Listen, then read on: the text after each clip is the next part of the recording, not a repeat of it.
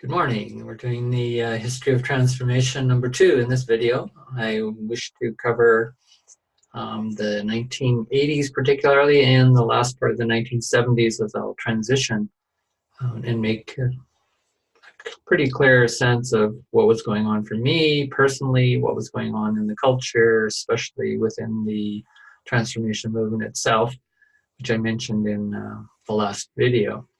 Just before we start into this historical overview again, I would like to just do a little cleanup of some criticism that came on a few of my videos over the past, actually it turns out about 8 months I've been doing these. And the last criticism I thought was an interesting one, and it's not one that's unheard of in my moving out into public space as a speaker, as a presenter.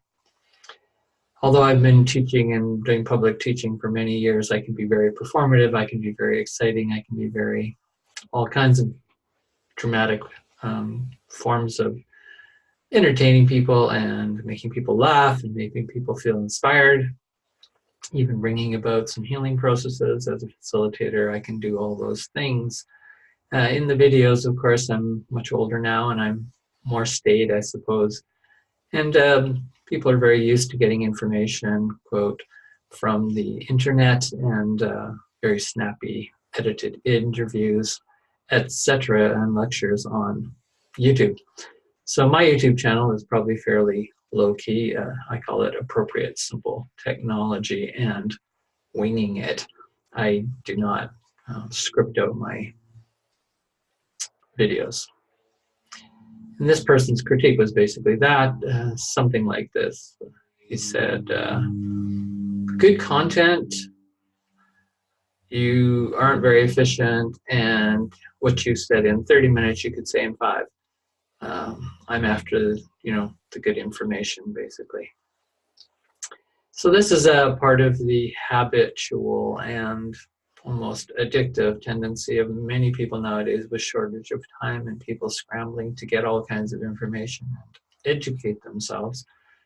There's a tendency to just go in fast, grab quick, out. So for example, we know that people watching videos like mine that are 35 or plus minutes on average, if you check, unless you're a real celebrity and make your videos very interesting and edited, most people don't stick in for probably more than 5, 6, 7, 8 minutes, and they usually detour. Now, they may come back again. Many have told me they'll come back a second or third time.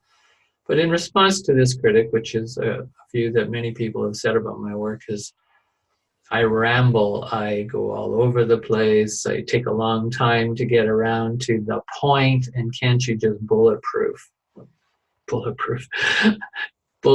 your points in a nice, clean, corporate kind of menu so that they can have their takeaway. Well, I'm not interested in doing all that. I've done all that in my past many years, and I'm not playing that game anymore.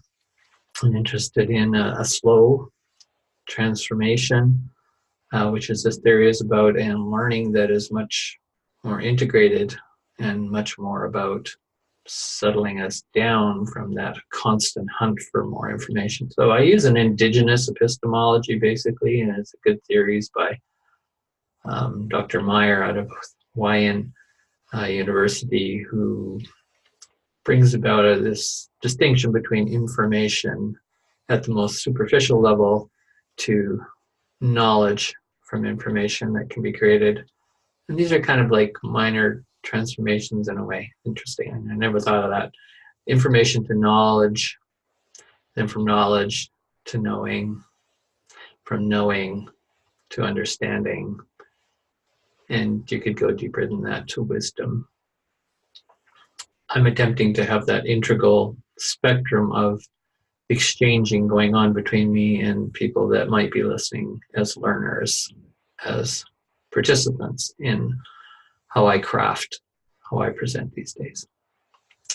Oh, so we're going way beyond information.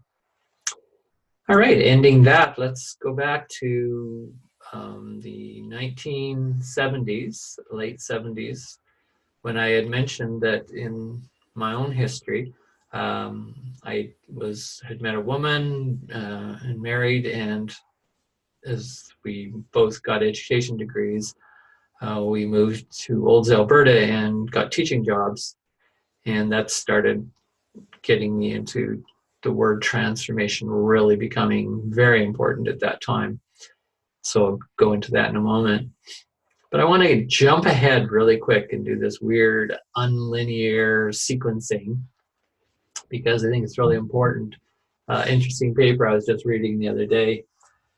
It's on transforming transformative education. So we not only took us quite a while in history to actually understand the word transformation and what it meant, because we talk about change and we had experiences of transformation, but never not necessarily used that word transformation. So then eventually we started using the word transformation a lot. As I mentioned in 1972, George Land's book, The Transformation, as a social movement, which he got a great kudos and great popularity for expressing it the way he did. And he was part of Michael Murphy in the Esalen Institute in California. So that was a really important movement of the human potential, New Age, etc. But this paper here by Elizabeth Lang, which I just showed you, just reading last night, is now about actually the transformation of transformation. So there's been this continued intellectual and conceptual revolution going on of how to not only understand change and the importance of it to creativity and innovation, and then actually transforming the self, transforming our relations to culture and transforming culture itself. We actually now got theorists like Elizabeth Lang in this paper, which I enjoy, and it's really how to actually transform the notion of transformation itself. That's how much we are changing, quote, and transforming in a certain way. And of course, at the same time as I say that, as I said in the first video, there's also these backlashes to transformation. If you remember that red loop, if you want to check that video out again on the growth cycle, there's always these kickbacks or regressive recursion cycles in growth and development, where we tend to, in living systems under certain pressures, will go back to the way it was. It's a kind of nostalgic turn. It can be a regression for trying to heal the pathologies of the earlier levels, because you really can't keep growing healthily and transforming healthily to next new levels, higher consciousness, if you will, higher states, if you aren't, quote, cleaning up and healing the earlier parts that are actually weak and or dissolving foundations that are no longer useful. So that's a very key part of the theory of transformation and growth, which I'll get into when I get into some of the later theorists in the 80s, 90s, and so far on. But I want to read just briefly her from her abstract to give you a sense of when I set out this history was going to be roughly 100 years history of transformation, and mostly it's going to be kind of 70, 80 year history of transformation. But if we go back to the turn of the century, Elizabeth Lang picks up in this article, it has been charged that transformative learning theory, and that really appeared in the early 1990s, we'll get to that when we hit the 90s, is stagnating. However, theoretical insights from relational ontologies, this is the whole view of the relational turn, which is really important philosophy, we'll get to that again later, offers significant possibilities for revitalizing this field, this notion of what we thought we should call or define transformation as and transformative learning as. So here's where she goes back just over the turn of the century. Quantum physics has led to a deep revision in our understanding of the universe, moving away from the materialism and mechanism of classical physics. So Einstein and the people that follow him into the quantum revolution. Some scientists observe that this shifting view of reality being forced by this new physics is catalyzing a profound cultural transformation. They have also noted significant intersections between the new science of physics and other findings in biology and many revolutionary new ideas since the turn of the century, and North American indigenous philosophies. So this is interesting, now bringing in the native peoples and indigenous philosophies, as well as Eastern mysticism, and that goes back to the 70s, 60s, where I was growing up and being influenced by. And I've shared just briefly some of that. And all of these have led, as she argues, to a transformation of transformation itself and our understanding in relationship to the universe. So cultural transformation is needed. That's why I'm doing this history. And with that cultural transformation is an individual transformation, one and the I and the we, as I've talked about before. And the whole it of consciousness itself is transforming with that. So this is a big stuff. And I thought it was really interesting this morning when I was reading just the cover of George Land. It says here, a guide to, what does it say, to the inevitable changes in humankind, the inevitable changes in humankind. Very optimistic. This is 1970s. Even though all the crises we were aware of it environmentally and overpopulation issues and sustainability of the ecology of the planet were all very up, and people are aware of the disasters coming from that, as I was, because I was studying that stuff in my environmental degree in the 1970s. So I was like 20 years old, and really getting full impact of the danger that we're in, limits to growth, small is beautiful, and how we're using our own capital and basically destroying our own home underneath our feet. And at a young 20-year-old mind, that was really hard to take. And so he's talking about inevitable changes in humankind, transformation, very positive, right? That word, that transformation, although he certainly puts in there's transformation is not a pretty thing. And that's something I want to really emphasize in all of this history. It's positive, it's great, it's part of the human potential, right? This new age, this betterment of humankind and our relationships with all things. However, at the same time, there's great dangers in transformation processes. And Elizabeth Langs talks about restorative learning. So we'll get to that in probably the third or fourth video, and why restorative learning is for her important underneath and as foundation to transformative learning. And she's really a much more feminist in her approach to transformation theory. Most of the transformation theorists, not all, are males and think like men and are conditioned like men. So we'll keep that in mind as we go. But this inevitable change in humankind, I thought it was interesting when I read that subtitle of that book, and then I've been studying recently, and this is again why I'm doing these videos on transformation. We really need to understand this much better, deeper, wider. And right now there's a movement by many people, and you can do searching on yourself on the internet, but there's a notion called inevitable near social collapse as a concept being taught, and that's by Dr. Bendel, and he's all over the internet. And then there's other, certainly in my community of what I call the New Age and potential transformative community of thinking. Today we're seeing people like Andrew Harvey, spiritual leaders, Marianne Williamson, David Suzuki, who is not so much in the spiritual movement, but in the science eco movement. And there's a real common pattern, and they're talking about severe, terrifying crises of near social collapse. And it's inevitable. It's not probable.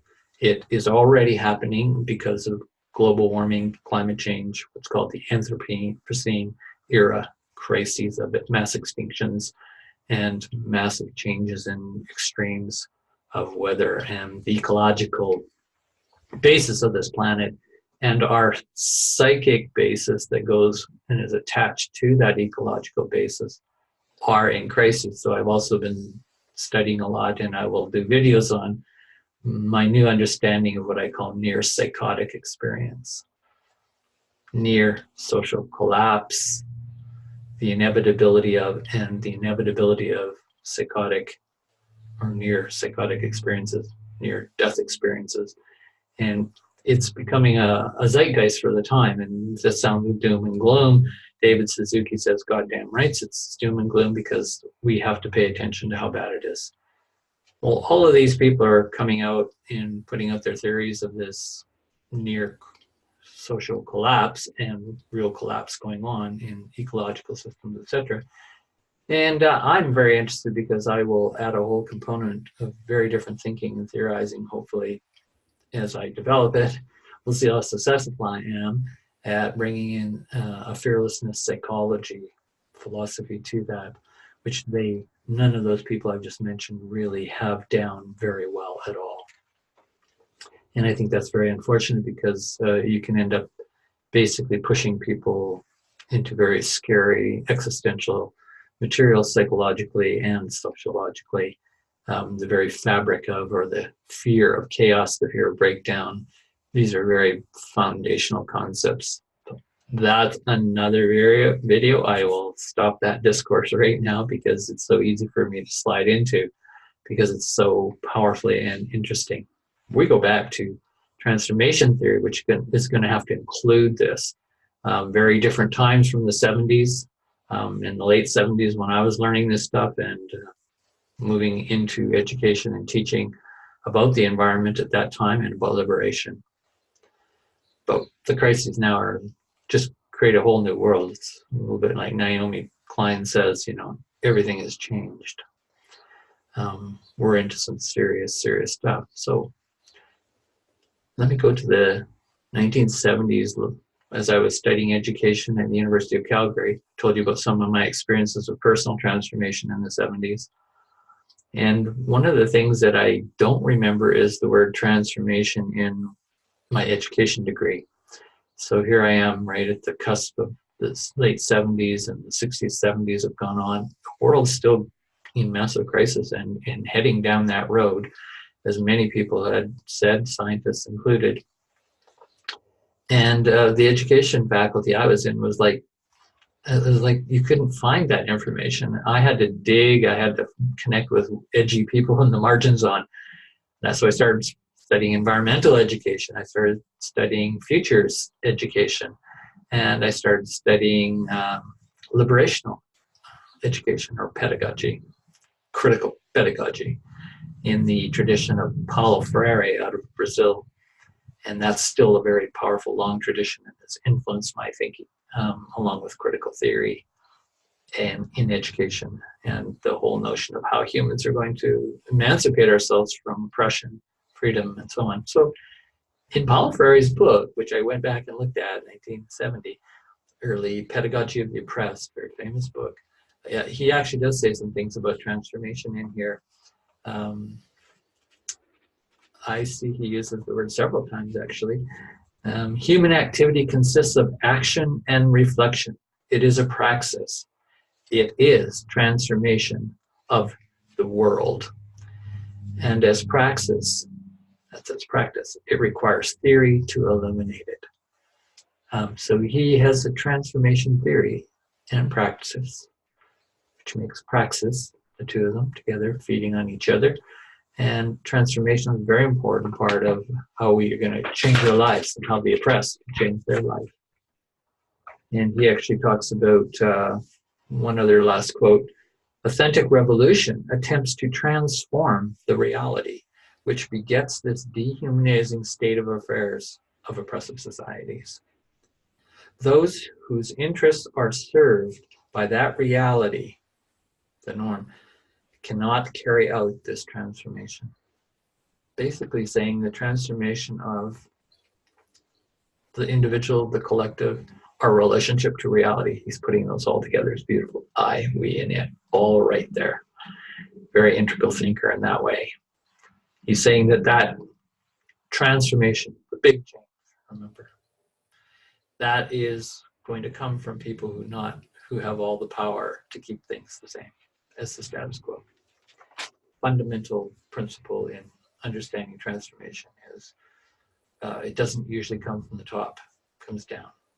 However, I want to go into the 1980s when I moved up to Olds, Alberta, and very quickly in the community I was in, which was called Seeds Learning Community, Common Ground Community, had a few different names, very earthy, grassroots group of people.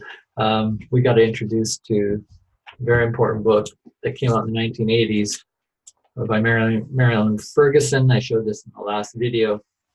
The Aquarian Conspiracy, whatever you want to think about that title at the time, it's not about a big conspiracy theory per se, actually, even though at some level it is. But the key point was she was talking about in the massive synthesis of all the information starting to come about, especially in the States, especially not all in the West Coast area.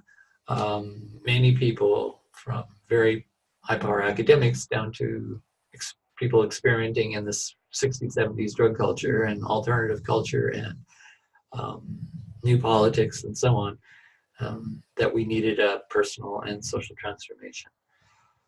So she was predicting and setting this book up as a futurist book, really.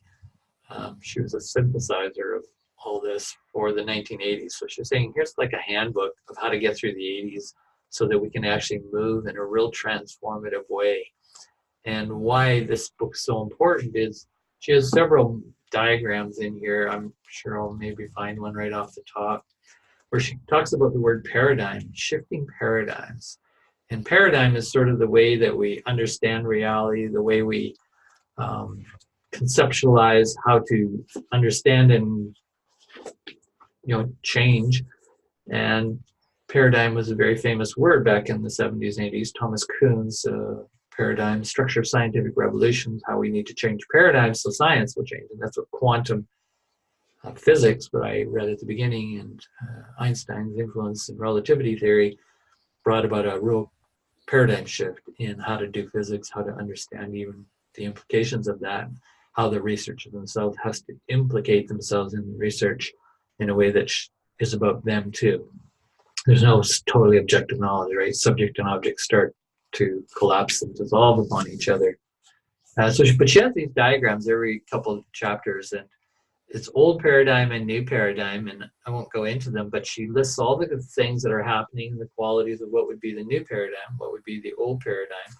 So I think this one is on values and vocation. And in the old assumptions of the old paradigm of economics, she writes, aggression, competition, business is business, money is bottom line. In the new paradigm, assumptions of the new paradigm of values to the economic system, she would have things like appropriate consumption, simplicity, jobs to fit people, flexibility, creativity, form, flow, autonomy, encourage, self-actualization, workers' participation, democratization, cooperation, human values transcend winning in the competitive economic game. And what she doesn't have in here, I don't think, is what I would add today, really important, is, the ecological, she does mention that, but the notion of a gift economy or sacred economy, we have to bring back. That's something Barbara and I are doing, putting a lot of time and effort into. We have to shift that economic paradigm. So that book, extremely important to influence my life, started thinking about education differently. So I had this kind of liberation, eco futures background in my last part of my education degree, but then I really got thrown into it in this learning community. Again, even though I was teaching school over here, and the other part of my life, I was doing this transformation work, going to many workshops and healing works and working with body workers and doing the organic gardening, and my 2 daughters were born at that time and so on. And somewhere in that period, and I don't remember exactly where it was, late 70s to 1980s, and these major changes going on, I want to share briefly a transformative dream. Because, as I say, transformation, cultural transformation, is not just out there. It's not just a thing. It is in our psychic net and connections and social net and connections and historical net and consciousness connections with all of our history and the transformations going on throughout history. Well, psychically, I was going through my own transformation The dream basically goes something like this. I was kind of like in my early 20s in the dream. I'm on the front lawn of my house where I grew up, which I really enjoyed during my teenage years. I'm with a group of young people, women, men, and all of a sudden coming down the block was this kind of dark energy and sort of ended up turning into, as they got closer, kind of a gang of guys. So very threatening, intimidating, and I could tell everybody around me was fearful, and I sort of was too, I guess, but at some level I sort of wasn't as much caught in the drama of their intimidation tactics, their terrorism, their fearism. In the toxic way, fear gets used against people to control them. So gang mentality, gang consciousness was right there. And I basically knew that I wasn't going to just stand for that to be done without retaliating, resisting in some way. So at one point, somebody said, okay, if anybody here is brave, step up, step up, step out of line. This is the leader of this gang. And of course, everybody's tendency is not going to be me. We're all going to just hang in this little herd of the afraid, the oppressed. It's a very powerful symbol. And I took a couple steps forward. I had no idea what I would do, why I was doing it. It's not the kind of thing you think through. It's just like in spirit, I knew, in this spirit of fearlessness, I knew that this is not the right way to live under this kind of thumb, under this kind of authoritarianism, totalitarianism, fascism. Step forward. And of course, they smiled and said, oh, great, we got one. Grabbed me, took me over to this bed, strapped me down. It's kind of a rolling bed that's out on the sidewalk. Strapped me down, and I'm laying there going, okay, so I'm totally helpless now to their power, apparently. And this gets a little gruesome, so hang in there with me. Not horrible, but it's a bit messy. They brought out a sharp scalpel, stripped my pants off me, and undressed me while they were strapping me down, and began to grab one of my testicles and start to cut it out and take it out. And they did. And I was amazed as I was witnessing this. I did not feel any pain. It just happened. I saw it happen. I felt, in some sense, felt in my body something deeply was being transformed. And the symbol is, as you'll get, why that removal of the testicle from the gang, the boys, the immature men, pervasive in our culture, still to this day in the Western world, particularly modernism. They were emasculating me because I stepped forward to challenge them on their own ground. And fear with power, as terrorist force, does not want that equivalency. It has to dominate to, quote, feel good about itself and claim its superiority. So yeah, they took out my testicles. They then got me off the bed and dressed me in a woman's dress. So today I'm wearing one of my wife's jackets. I thought appropriately, because I'm claiming my own feminine as part of my transformation process. And that began really early in life in this dream. It was a powerful dream because then they dressed in a dress, they put a dog collar around me, put me on my knees, and I was on a leash. And one of the guys in the gang walked me up and down my block where I lived. And I remember eventually, in this so-called incredible humiliated state of my own masculinity, of my own dignity as a human being, I remember going into a grassy area, they just kind of let the leash off a bit, like a dog going into the park. no idea what to do with all that. I don't even remember what I was feeling. It was just sort of just going through the flow of this experience.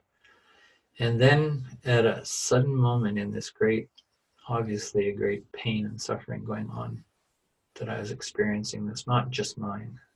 I believe it was what's going on in the world at that time, has gone in history of the oppressed, particularly. A great blast of beautiful classical music started coming all around me. I only could hear it, no one else that I knew, not the gang member. And then I woke up. And when I had that, again, in the late 70s or early 80s, in this very intense time, I knew that was some kind of really deep transformative dream. I've been starting to read Jung and William James, as I said before, and understanding more about dreams. I started recording my dreams systematically. And that dream was basically designed that your life is going to, and is, going into a very dramatic change, and you have to go through this death. Death of the ego, death of the masculine, its pathological form, and go through this transformation and bring in the feminine. But obviously the dream showed that this can be a very terrifying, and there's lots of pathology that you will encounter on the way to transformation. Eventual, perhaps, what is some people call enlightenment.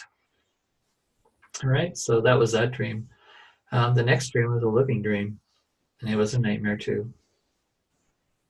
And that was with my second wife, who came out of the Christian background as a young girl, this first wife of mine, and she had become a nun at 17 years old and came out at 31. I met her in university a year after she had been out. She was looking for a man, wanting to make a family, and I happened to be the right person for that. So I walked into that and thought that was really cool. She was a very spiritual woman. Wow, Catholic nun, committed. I don't have those religious associations, right? I was very free growing up. As I told you, didn't have a religious background per se. Knew about Christianity, and I'm part of a Christianity line, but that was not where I was living. So yeah, this was the about 1982. I'd quit school and education at that time, a major change in my life, because I couldn't stand schools, loved teaching, couldn't stand schools, school systems, had a big conflict there. And then in 1982, just had our first child, and had that very powerful experience of birth, which really was amazing and started shifting me again. And then my wife had a psychotic breakdown in that period. And that was so-called stress-induced psychosis, although I found out much later she had a similar psychotic breakdown in the nunnery where she came out of during her years, and had a few psychiatric issues and problems that probably all weren't handled very well, and she was very defensive about them and felt oppressed by that mental health system and also the nuns, and that's one of the reasons she left. So I entered into a life of nightmares of her having psychotic breakdowns every 2 years, and I could watch the buildup of those, and we tried many different techniques. We had a community of support in Olds as this common ground community and conscious community. We were into alternative and even anti-psychiatric types of liberation models and processes. I started studying reevaluation co-counseling, which was a very powerful healing, peer healing, and I think very important in transformation work. Won't go into all that. You can look up liberation peer counseling. I have done some writing and done some videos on liberation peer counseling, as I still teach and practice with my current wife. Anyways, the gist of it was to experience someone going through a psychotic breakdown, right, or near psychotic experience in PE. These are part of transformation, and I know my wife was always on that edge of transforming in a mystical way which she really had a lot of in touchness with.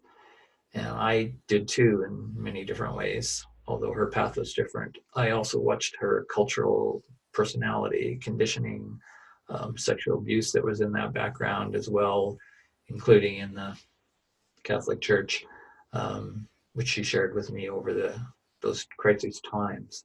I learned so much about the shadow side that you're going to face. Just as I said in the first video on history of transformation, you're going to meet all the fears, terrors, in some sense of your life, of the karmic history. Take it as far back as you want. This is a birth and death and rebirth experience, so it's powerful. Carl Jung and many others have said that. The transformation psychology theories say that.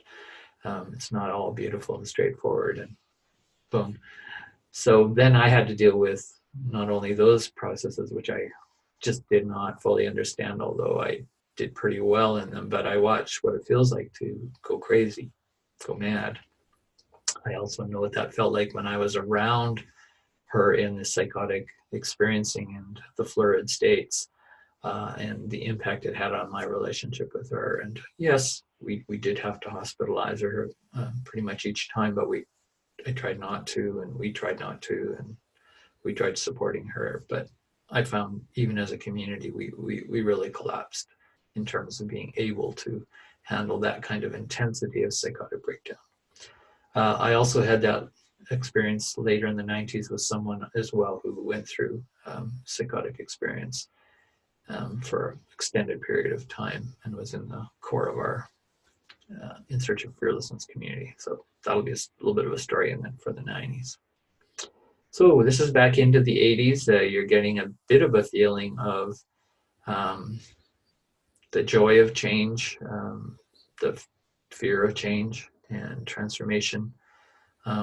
What I was going through, I wanted to share that in terms of understanding the psychotic and the mystical and how they can sometimes be very close. Someone's making such major changes, and you can do that through psychotic experience and major transformative changes through the mystical experience. And sometimes those get caught in the same loop, and mystics, for example, can go psychotic too, and psychotic experience people can also go through mystical experiences. So we can't avoid that there's a spiritual dimension to transformation. I guess that's my point. We could also just make that all psychological, leave out the word spiritual. However, all of what was coming out of the 70s and 80s and what I was starting to understand and read people like Ken Wilber's work here with some others, psychologists, transformations of consciousness. That's really what the issue was. That's what the interest was. So this is a book from 1986 or so I picked up and started reading Ken Wilber's work in 1982, which is really important, his book, Up from Eden.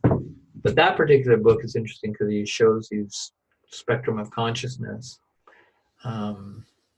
Really important theory for me in my work, still is developmental theory of the spectrum of consciousness levels that humans move through, that life itself moves through, and all beings move through. And consciousness is a key term in the transformation theories that were around then and going way back into the yoga, Hindu traditions, Buddhism traditions of levels of consciousness. How we grow, transition, and transform. Ken Wilber's work, including, as I said, the Up from Eden book, which was really powerful on a history of cultural transformation or evolutions throughout he marks that out in a huge trajectory. That book influenced me greatly, and it's what he calls his darkest book on understanding humankind and human history and cultural history. Even though it's got a positive spin of the great possibility, he shows that we have great possibility of, and history shows this, of these great recursions, regressive tips into pathological dynamics, which he argues are part of growth. It's impossible virtually to have an ideal perfect growth system. that keeps advancing without having errors, because with complexity you get more errors the more advanced the system is, feeding back so much information and knowledge that there's glitches, just like a computer system of a massive amount of, the more complex you get, the more errors start to show up. It's a basic principle. That applies to life and living systems, because their information systems, their knowledge systems, their knowing systems, their understanding systems, etc. They have the same fallibility. All of that, what I learned from Ken Wilber, is now called a integral philosopher, and he used to be identified in the transpersonal psychology and philosophy area. He shifted his own notion into integral.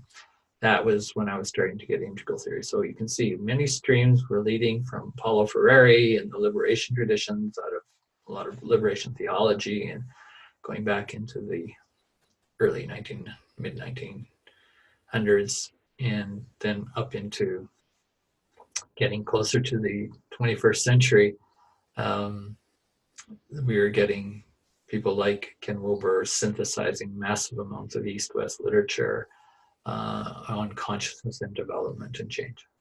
And that started influencing all my ways of understanding myself, of learning, trying to understand people who go through these type of psychic collapse systems.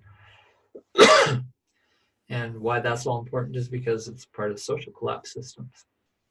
My wife's psychotic experiences at that time in the early 80s was the height of the Cold War between Russia and America.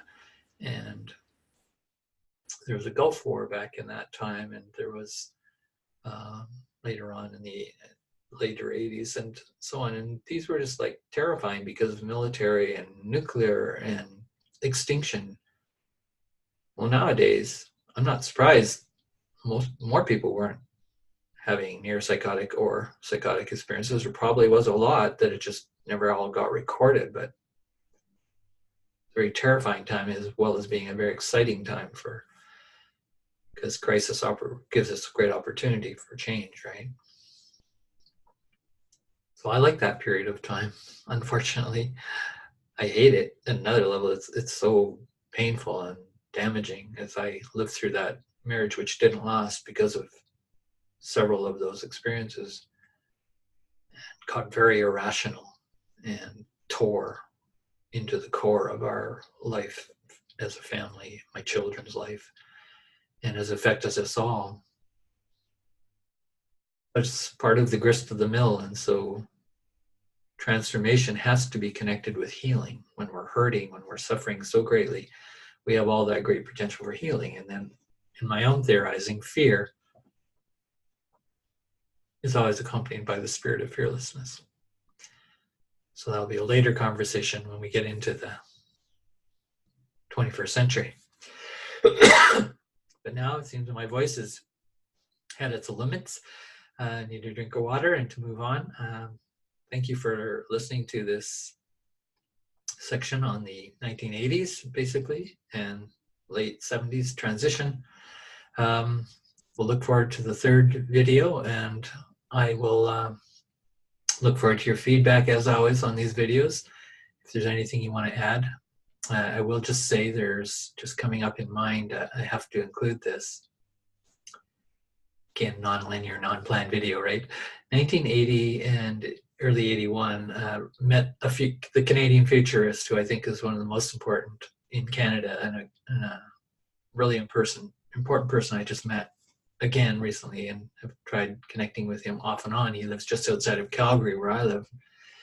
And Ruben Nelson has written books on transformation, was one of the co-founders of the Canadian Transformation Network out of Toronto in the 80s. He worked for the federal government of Ottawa as a futurist and wrote on how we have to plan for, design, and do transformation work in societies, in governments. And I was lucky enough in Alberta to have him connect with our community through Jane Robertson's initiatives. She was a leader of the Common Ground community in Olds.